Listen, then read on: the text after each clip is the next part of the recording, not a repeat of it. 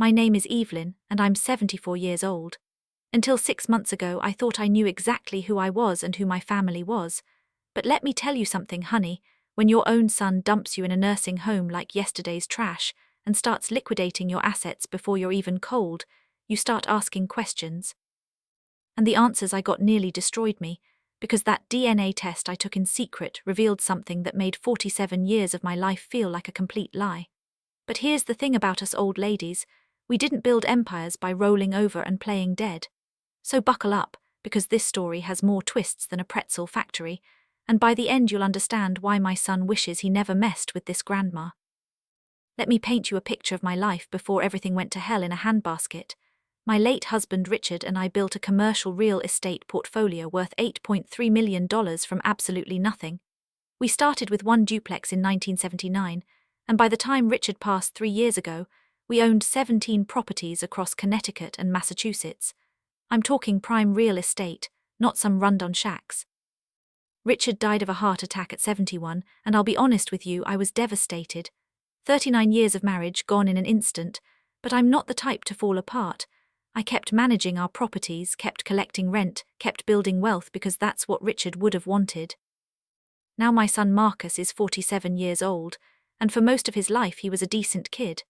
I mean, he had his moments like any child, but nothing prepared me for who he became after his father died. Marcus works in finance, or at least that's what he tells people. But between you and me, I think he's been riding on his father's name and my money for the past decade. He married this woman Kelly about 8 years ago, and let me tell you, that woman looked at our family money like a lion looks at a wounded gazelle.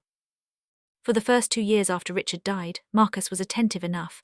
He'd call once a week, visit once a month, bring his 2 kids over for Sunday dinners. But then something shifted. The visits became interrogations about my health, about my finances, about whether I'd updated my will. Kelly started making comments about how big my house was for just one person, how I was getting older, how maybe I should think about simplifying my life. Red flags everywhere, but I ignored them because he was my son, my only child, and you want to believe the best in your family, don't you? Then last October, everything exploded, and I mean everything. I had a minor fall in my kitchen, nothing serious, just slipped on some water and bruised my hip. I didn't even call Marcus, I was fine. But somehow Kelly found out, probably from my nosy neighbor, and within 2 hours Marcus showed up at my door with a doctor I'd never met in my life.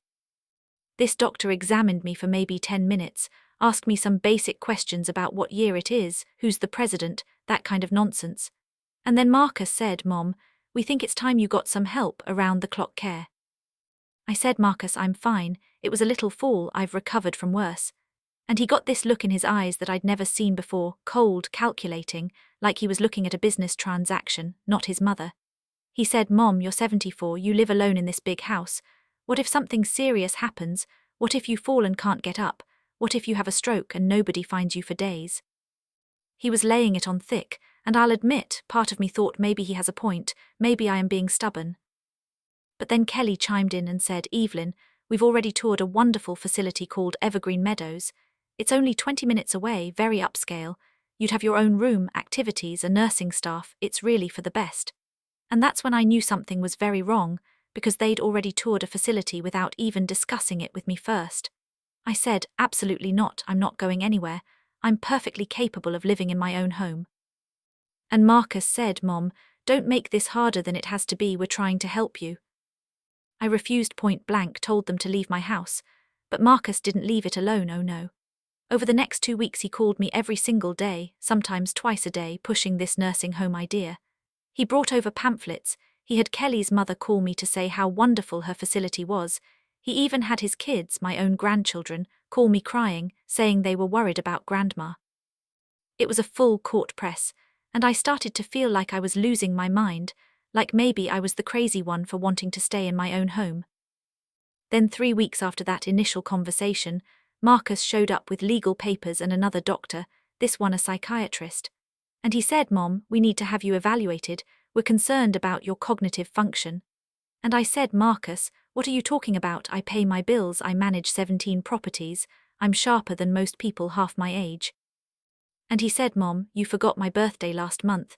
You called me twice in one day asking the same question. You're showing signs of dementia, and we need to act now before it gets worse. Here's the thing, I did forget his birthday, but that's because I was dealing with a major plumbing issue at one of my properties. And yes, I may have called him twice in one day, but it was about 2 different topics. But he was twisting everything, making me sound like I was falling apart. The psychiatrist asked me a bunch of questions, and I answered them all correctly. But then Marcus pulled him aside, and I heard him whispering about episodes and confusion and memory loss, all lies, but apparently enough to concern this doctor. If you're loving this story, hit that like button right now, because it gets so much crazier, and you won't believe what I discovered next. 2 days later, Marcus showed up with a court order stating that due to concerns about my mental competency, I was being placed under temporary guardianship with him as my guardian, and I was being relocated to Evergreen Meadows for evaluation and care. I couldn't believe it. I was being involuntarily committed to a nursing home by my own son. I called my attorney, but Marcus had moved too fast, and by the time my lawyer could do anything, I was already being packed up and moved out of my home, the home I'd lived in for 32 years. Evergreen Meadows was nice enough, I'll give them that. Private room, decent food, activities, but it wasn't my home and I wasn't sick. I was a prisoner, and the staff treated me like I had dementia even though I kept telling them I was fine. Meanwhile, Marcus wasted no time. Within 1 week of me being in that facility, he'd already started selling off properties. I found out because one of my tenants called the nursing home trying to reach me, saying that someone named Marcus had told them the building was sold, and they had to move out. I immediately called Marcus and demanded to know what he was doing. And he had the audacity to say, "Mom, I'm managing your affairs now, you're not capable anymore, I'm liquidating some assets to pay for your care and to secure my children's future." And I said, "Marcus, you're stealing from me, this is theft." And he laughed, actually laughed, and said, "Mom, you're confused, you signed power of attorney over to me, remember?" And I said I did no such thing, and he said the court says otherwise. That's when I realized this wasn't just about putting me in a home. This was about taking everything Richard and I built. This was about stealing my entire life's work and getting rid of me so he could claim his inheritance early. Kelly wanted that money, and Marcus was willing to throw his own mother away to get it. Now most people in my situation might have just given up, might have accepted that this is how their story ends. But I didn't build an $8 million portfolio by being a quitter. I started making phone calls from the nursing home. I contacted my attorney, I reached out to a private investigator, I even got one of the nurses who felt bad for me to smuggle in my laptop so I could access my financial accounts. And what I found made my blood run cold. Marcus had sold 4 of my properties already for a total of $2.1 million, and the money had gone into an account in his and Kelly's names, not mine. He'd forged my signature on multiple documents, he'd backdated power of attorney paperwork, he'd even created fake medical records showing cognitive decline that never happened. This wasn't just elder abuse, this was fraud on a massive scale, and he'd gotten doctors and lawyers to go along with it, probably paid them off. But here's where it gets even more interesting. I was going through old financial records trying to build my case against Marcus when I found something that didn't add up. Back in 1977, the year Marcus was born, Richard had been traveling extensively for work. He was gone for almost 4 months straight setting up our first major deal in Boston. I'd always known that I'd been lonely that year, but I never thought much about it until I started doing the math. Marcus was born in September of 1977, which meant he was conceived in late December 1976 or early January 1977, and Richard had left for Boston on January 3rd and didn't come home until late April. I pulled out Marcus's birth certificate, premature by 3 weeks it said, but what if that wasn't true? What if Marcus was actually full term and conceived after Richard left? I know this sounds crazy, but once that seed of doubt was planted, I couldn't let it go. So I did something I never thought I'd do. I asked my son for a family keepsake, something with his DNA on it. I told the staff I wanted a hairbrush or a razor, anything that he'd used when he visited. And one of the sympathetic nurses helped me get a coffee cup Marcus had drunk from during one of his visits. Then I contacted a private DNA testing company, the kind that does paternity tests discreetly, and I sent in that cup, along with some samples I still had from Richard, some hair from an old brush I'd kept after he died. The results took 2 weeks, and during that time I was a nervous wreck. But I kept up appearances, kept playing the docile, confused old lady role whenever Marcus visited, which wasn't often, maybe once a week, and always with Kelly hovering like a vulture. Subscribe to EmpireDrama TV right now, because the DNA results I got back changed everything, and if you think you know where this story is going, trust me, you don't. The DNA results came back on a Tuesday morning, and I had them sent to the nursing home under a fake name, labelled as medical records. I opened that envelope with shaking hands and read the results 3 times before I could process what I was seeing. Marcus was not Richard's biological son, 0% paternity match, which meant 47 years ago I'd gotten pregnant by someone else and never knew, or maybe I knew and buried it so deep I'd convinced myself otherwise. I sat there in my little nursing home room staring at those papers, and my whole life flashed before my eyes. Richard raising Marcus as his own, Marcus calling Richard Dad all those years, Richard leaving everything to Marcus in his will, our entire family structure built on what? On a lie I'd apparently created. But here's the thing, and this is important even with this revelation, even knowing Marcus wasn't Richard's biological son, he was still my son. I still raised him, I still loved him, and Richard had loved him too. Richard never knew, or if he suspected he never said a word because that's who Richard was, a man of integrity and honour. Marcus had none of that. He was throwing his own mother, who'd sacrificed everything for him, into a home and stealing her life savings. And now I knew why. Maybe on some subconscious level he'd always felt like he wasn't really part of the family, maybe that's why he was so quick to betray me. Or maybe he was just a greedy son of a gun who saw an opportunity and took it. Either way, I now held a nuclear bomb in my hands, and I had to decide what to do with it. I called my attorney Patricia, a woman I'd worked with for 20 years, and I said, Patricia, I need you to come to Evergreen Meadows immediately and bring a notary and a court stenographer, and don't tell Marcus any of this. She arrived the next day, and I laid out everything, the forged documents, the unauthorized property sales, the fake medical evaluations. And then I showed her the DNA test results. And I said, Patricia, I want to do 3 things. First, I want Marcus's guardianship revoked, and I want criminal charges filed for fraud and elder abuse. Second, I want to contest Richard's will on the grounds that Marcus is not his biological heir. And third, I want to set up a new trust that ensures Marcus gets absolutely nothing. Patricia looked at me and said, Evelyn, are you sure about this? The DNA results will become public record. Your reputation, Richard's reputation, it's going to be messy. And I said, Patricia, my son put me in a cage and tried to rob me blind. I don't care about reputation anymore. I care about justice and making sure he doesn't get away with this. We spent the next week building an airtight case. We got testimonies from tenants who'd been told to vacate. We subpoenaed Marcus's financial records showing where my property sale money had gone. We got the original versions of documents he'd forged. We even tracked down the doctors he'd paid off and got one of them to flip in exchange for immunity. It was beautiful, watching it all come together like pieces of a puzzle. But I didn't stop there, oh no. I also hired a second private investigator to dig into Marcus's life and Kelly's life. And what we found was just the icing on the cake. Marcus was up to his eyeballs in debt, gambling debts mostly, about $400,000 owed to various casinos and loan sharks. Kelly had been having an affair with Marcus's business partner for 2 years. They were planning to divorce Marcus as soon as they got control of my money and split it between them. These people were bottom feeders, and I was about to drag them into the light. I set up a family meeting, told Marcus I wanted to discuss updating my will, making sure he and the grandchildren were taken care of. I laid it on thick about how I'd been thinking about my legacy and wanted to make things right. He ate it up, came to the nursing home conference room with Kelly and his lawyer, thinking they were about to get everything wrapped up in a nice legal bow. When they walked in, Marcus had this smug look on his face like he'd already won, and Kelly was practically salivating. They sat down, and Marcus said, Mom, I'm so glad you're finally being reasonable about this. And I said, Marcus, I've been very reasonable. I've been sitting here quietly gathering evidence while you committed multiple felonies. His face went white, and Kelly said, What are you talking about?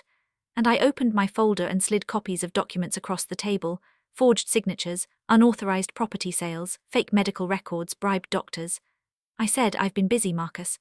And then my attorney Patricia stood up and said, Marcus Holloway, you're being charged with elder abuse, fraud, forgery and embezzlement, and we have enough evidence to put you away for 10 to 15 years. Marcus started sputtering, trying to deny everything, saying I was confused, saying he was helping me. And I said, Marcus, you want to know what's really interesting? And I pulled out the DNA test results and slid them across the table. I said, "You're not Richard's son, you're not his biological heir, which means you have zero legal claim to his estate.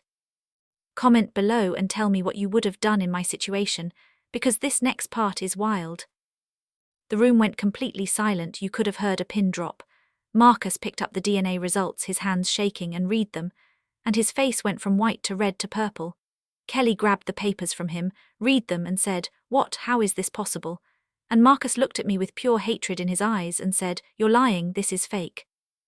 And I said, "Marcus, I used 3 different DNA testing companies, all came back with the same results. You are not Richard Holloway's biological son, which means every single thing you inherited from him is legally questionable." Marcus stood up, knocking his chair over, and said, "You can't do this. You can't just erase me from the family. I'm your son." And I said, "Yes, you are my son. I raised you. I loved you. Your father loved you. But you threw all of that away when you tried to bury me alive in this facility so you could steal my money." Kelly started crying those fake crocodile tears, saying, "We were just trying to help you, Evelyn. We were worried." And I said, "Kelly, shut your lying mouth. I know about your affair with Marcus's business partner. I know you two were planning to divorce him and run off with my money. I know everything." Marcus's lawyer tried to interject, tried to say we should all calm down and discuss this rationally. And Patricia said, "There's nothing to discuss. Your client is facing criminal charges and civil suits that will bankrupt him and ensure he never sees a dime of the Holloway estate." Then the real kicker happened. 2 police officers walked into the conference room. I'd arranged it ahead of time, and they said, "Marcus Holloway, you're under arrest for elder abuse, fraud, and embezzlement." Watching Marcus get handcuffed in that nursing home conference room was one of the most satisfying moments of my entire life. I won't lie to you. Kelly was screaming, threatening to sue me, threatening to go to the media, saying I was a vindictive old woman.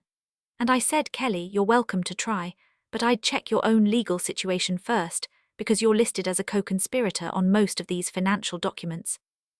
Marcus was released on bail 2 days later, but the damage was done. The court immediately revoked his guardianship over me, and I was free to leave Evergreen Meadows and return to my home. I walked back into my house after 2 months of being imprisoned, and I cried, I actually cried, because I never thought I'd see it again. The legal proceedings took 8 months. Marcus tried to fight the charges, tried to claim he was acting in my best interest, tried to say the DNA results were fabricated. But we had too much evidence. He was convicted of elder abuse, fraud, and embezzlement, and sentenced to 7 years in prison. Kelly divorced him 3 weeks after his conviction and disappeared with Marcus's business partner. Last I heard, they're living in Florida, probably scamming some other poor family. The civil suits were even more devastating. I sued Marcus for the return of all property sale proceeds plus damages, and won a judgment of $3.8 million. He'll never be able to pay it, which means he'll be financially ruined for the rest of his life. I also successfully contested the portions of Richard's will that left everything to Marcus, on the grounds that he wasn't Richard's biological heir. And while that was controversial, the court sided with me given Marcus's criminal actions. Now here's the part that still keeps me up at night, the DNA question. Who is Marcus's biological father? I've spent the past 6 months going through old memories, old photographs, trying to figure out what happened in late 1976 and early 1977. And I'll be honest with you, I don't have a clear answer. There was a man, Richard's business partner back then, named Thomas. We spent some time together while Richard was away, but I always thought it was innocent. I convinced myself nothing happened, but maybe something did. Maybe one night I made a mistake and buried it so deep I rewrote my own history. I reached out to Thomas, he's 81 now, living in Arizona, and I asked him point blank. And he said, "Evelyn, I always wondered, but I didn't want to destroy your marriage." And I said, "Thomas, I need to know for sure." And we did a DNA test, and sure enough, Thomas is Marcus's biological father. Thomas never married, never had other children, and when I told him about Marcus, about what he'd done, Thomas said, "Maybe it's better I wasn't involved if that's how he turned out." I've had to sit with a lot of uncomfortable truths about myself, about my marriage, about the life I built on a foundation I didn't fully understand. But here's what I know for certain. Marcus made his choices. He chose greed over family. He chose to betray the woman who raised him and the man who loved him as a son regardless of biology. And those choices have consequences. I've rewritten my will.